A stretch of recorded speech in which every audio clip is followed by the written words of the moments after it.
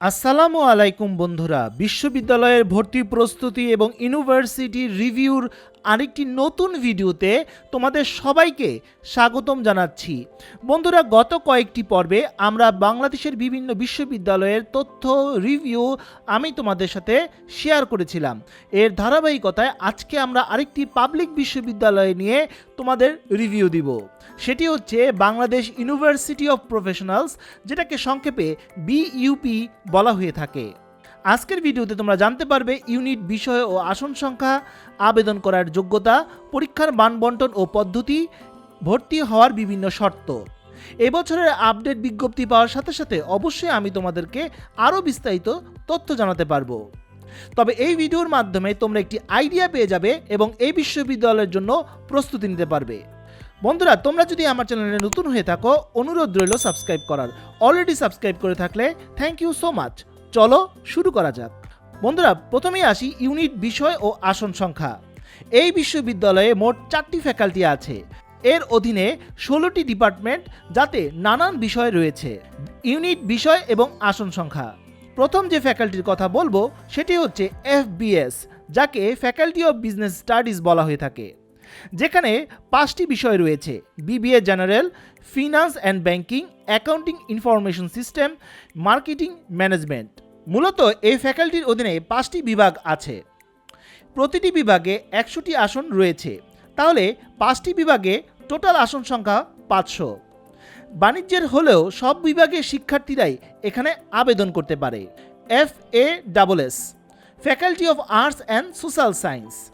এখানে 6টি বিভাগ রয়েছে: economics, disaster, human security management, development studies, ইংরেজি, পাবলিক অ্যাডমিনিস্ট্রেশন এবং সোসিওলজি।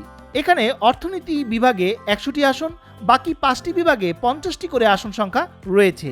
সব মিলিয়ে 250টি আসন রয়েছে। মানবিকের বিভাগ হলেও এখানে সব গ্রুপের শিক্ষার্থীরাই আবেদন করতে পারে। FSSS, faculty of security and strategic studies. এখানে 3টি বিষয় রয়েছে: international relations, law, mass comm and journalism.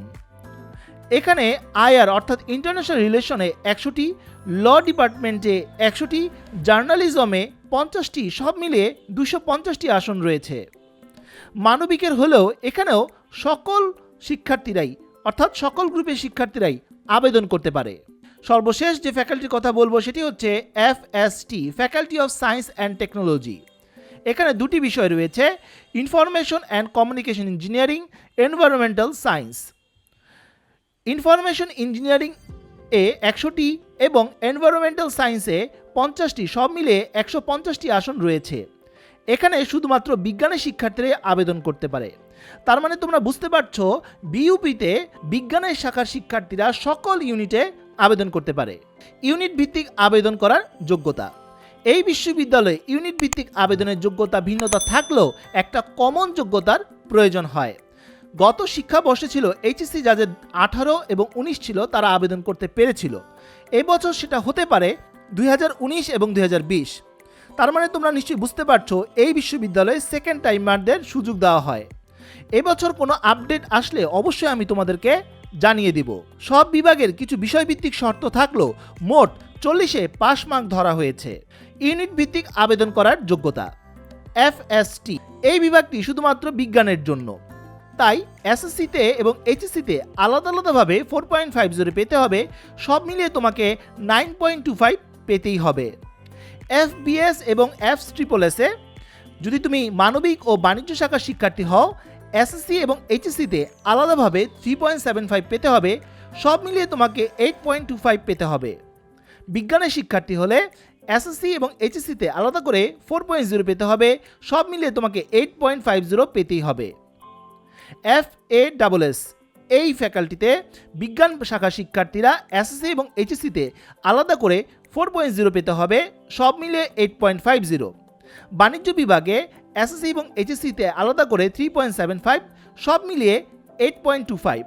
এবং মানবিক বিভাগের শিক্ষার্থী হলে এসএসসি এবং এইচএসসিতে আলাদা করে 3.75, সব মিলিয়ে তোমাকে 7.75 পেতেই হবে। এখানে সকল জিপিএ চতুর্থ বিষয় সহ গণনা করা হয়েছে। পরীক্ষার মানবন্টন ও পদ্ধতি। পুরো ভর্তি কার্যক্রম 100% বা নম্বরে হয়ে থাকে, যার মধ্যে ভর্তি পরীক্ষা 100 নাম্বার হলেও একে 65% ধরা হয়। ভর্তি পরীক্ষার পর ভাইভাতে এতে আছে 10%, এসএসসি পরীক্ষার জিপিএর উপর 10% এবং এইচএসসি পরীক্ষার জিপিএর উপর 15%। এবছর যদি কোনো পরিবর্তন হয় আমি অবশ্যই তোমাদেরকে জানিয়ে দিব। ভর্তি পরীক্ষা 100 নম্বরে হবে এমসিকিউ পদ্ধতিতে, যা পরে 65% কনভার্ট করা হবে। লিখিত হওয়ার কোনো সম্ভাবনা নেই। 100টি প্রশ্ন 1 নম্বর করে 100 নম্বরে পরীক্ষা হয় এবং সময় দেওয়া হয় 1 ঘন্টা। তবে ভুল উত্তরের জন্য 0.25 নম্বর কাটা যাবে। সকল প্রশ্ন ইংরেজি মাধ্যমে করা হয়, বাংলা প্রশ্নটি ছাড়া। এমনকি ভাইভাতেও ইংরেজি হয়ে থাকে। পরীক্ষার মানবন্টন ও পদ্ধতি। এফবিএসে সাধারণ জ্ঞান 30, ইংরেজি 35, গণিত 35। FASS ফ্যাকাল্টিতে সাধারণ জ্ঞান থেকে আসবে 30, ইংরেজি থেকে 40, বাংলায় 30 নাম্বার। FSSSে সাধারণ জ্ঞান 30, ইংরেজি 50, বাংলায় 20। FSTতে গণিত অথবা জীববিজ্ঞান যে কোনো একটি থেকে তুমি অ্যান্সার করতে পারবে, নম্বর থাকবে 25। পদার্থ, রসায়ন এবং ইংরেজিতে 25 নাম্বার করে থাকবে। গত বছর প্রতি ইউনিটে আবেদন করার জন্য 750 টাকা ফি লেগেছিল। কোনো পরীক্ষাতেই তুমি ক্যালকুলেটর ইউজ করতে পারবে না। পরীক্ষা 2টি ধাপে হয়, প্রথম ধাপে লিখিত এবং দ্বিতীয় ধাপে ভাইভা। গুরুত্বপূর্ণ নিয়ম বা শর্ত যা তোমাকে জানতেই হবে। FST এর ICE গ্রুপে পড়তে চাইলে তোমাকে অবশ্যই এইচএসসি লেভেলে গণিত থাকতে হবে। ভর্তিতে বিভিন্ন কোটা রয়েছে, এর মধ্যে সেনাবাহিনীদের জন্য 25% এবং বাকিদের জন্য 8%। সব মিলিয়ে এই বিশ্ববিদ্যালয়ে 33% কোটা রয়েছে। অর্থনীতি বিষয়ে পড়তে চাইলে অর্থনীতি, পরিসংখ্যান, উচ্চতর গণিত যে কোনো একটি এসএসসি বা এইচএসসি লেভেলে থাকতে হবে এবং সেটাতে A- তোমাকে ন্যূনতম পেতেই হবে। ডিজাস্টার ম্যানেজমেন্টে পড়তে চাইলে সেজন্য এসএসসিতে সায়েন্সে পড়তে হবে, পাশাপাশি এইচএসসিতে উচ্চতর গণিত বা পরিসংখ্যান বিষয়টি তোমার থাকতে হবে এবং সেটাতে ন্যূনতম A- তোমাকে পেতেই হবে। সবশেষ বলছি, ইংরেজিতে তুমি যদি পড়তে চাও তাহলে এসএসসি এবং এইচএসসিতে উভয় পরীক্ষাতেই ইংরেজিতে A- ন্যূনতম তোমাকে পেতেই হবে। এবার আসি খরচ। FBS, FASS এবং FSSS এই 3টি ফ্যাকাল্টি জন্য 4 বছরে মোট খরচা হবে 1,53,000 থেকে 1,57,000 টাকা। যাদের বিভিন্ন সাবজেক্টে প্রজেক্ট থাকে তাদের হচ্ছে 1,53,000 টাকা, আর যাদের থিসিস থাকবে তাদের হচ্ছে 1,57,000 টাকা। আশা করি পার্থক্যটি বুঝতে পেরেছ। এই বিশ্ববিদ্যালয়ে শুধুমাত্র FST অর্থাৎ বিজ্ঞান বিভাগের শিক্ষার্থীদের জন্য ইনফরমেশন অ্যান্ড কমিউনিকেশন ইঞ্জিনিয়ারিং এই সাবজেক্টটিতে পড়ার জন্য 1,77,000 টাকার মতো খরচা হবে এবং এনভায়রনমেন্টাল সায়েন্সে পড়তে হলে 1,84,700 টাকার মতো খরচা হয়। এবার আসি কিছু সুযোগ সুবিধা ও অন্যান্য খরচ। পাবলিক বিশ্ববিদ্যালয় হলেও এখানে ফি দিতে হয়, তবে এখানে কিছু স্কলারশিপ আছে যার মাধ্যমে একজন শিক্ষার্থী আর্থিক সুবিধা পেতে পারেন। যেমন তোমরা নিশ্চয়ই স্ক্রিনে দেখতে পাচ্ছ, এখানে চ্যান্সেলর স্কলারশিপ রয়েছে এবং বিউপি স্কলারশিপ রয়েছে। কী পরিমাণ তুমি স্কলারশিপ পেতে পারো সে ব্যাপারে একটি ছক দেওয়া হয়েছে। অন্যদিকে ভাইস চ্যান্সেলর স্টাইপেন্ড, বিউপি স্টাইপেন্ডও রয়েছে, তোমরা নিশ্চয়ই স্ক্রিনে দেখতে পাচ্ছ।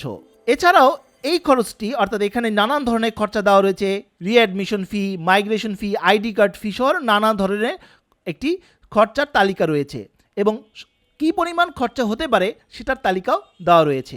আশা করি বুঝতে পেরেছ।